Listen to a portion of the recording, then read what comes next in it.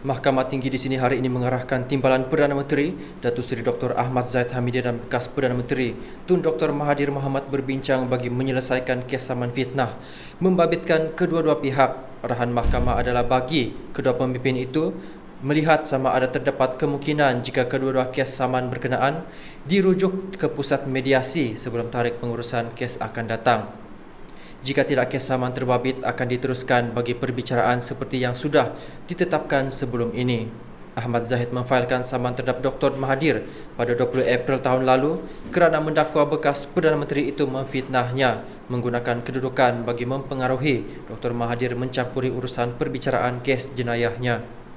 Mahkamah sebelum ini menetapkan 4 hari bagi perbicaraan kes terbabit bermula 6 November ini. Manakala saman Dr. Mahathir terhadap Ahmad Zahid pula kerana mempersoalkan asal-usul Dr. Mahathir ditetapkan bagi perbicaraan selama 4 hari bermula 11 September ini. Peguam Syahrul Fazli Kamarul Zaman yang mewakili Ahmad Zahid ketika dihubungi berkata, perkara berkenaan dimaklumkan pada pengurusan kes saman itu yang dijalankan secara dalam talian di hadapan Timbalan Pendaftar Nur Afidah Idris. Beliau berkata mahkamah kemudian menetapkan pengurusan kes pada 14 Julai ini untuk mengetahui status mediasi kedua-kedua kes saman berkenaan.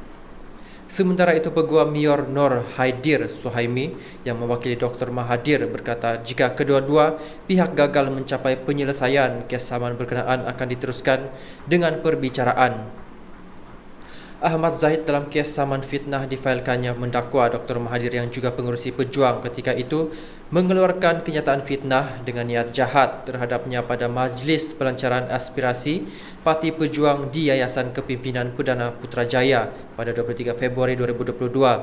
Ahli Parlimen Bagan Datu itu mendakwa kenyataan fitnah itu bermaksud beliau menggunakan jalan pintas untuk menyelesaikan dan menangguhkan perbicaraan kes jenayahnya yang masih berjalan serta menggunakan kedudukannya untuk mempengaruhi Datuk Mahathir campur tangan dalam perbicaraan jenayah dan siasatan oleh agensi penguatkuasaan undang-undang.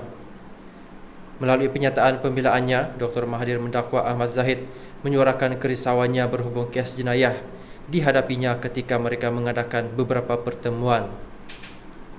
Dr. Mahathir pula dalam tuntutan samanya difailkan pada 20 Julai tahun lalu mendakwa Ahmad Zahid mengeluarkan kenyataan fitnah terhadapnya pada Mesyuarat UMNO Bahagian di Kelana Jaya pada 30 Julai 2017 dan diterbitkan semula di YouTube Astro Awani dan beberapa portal berita dalam talian yang boleh diakses pengguna internet tanpa sebarang sekatan.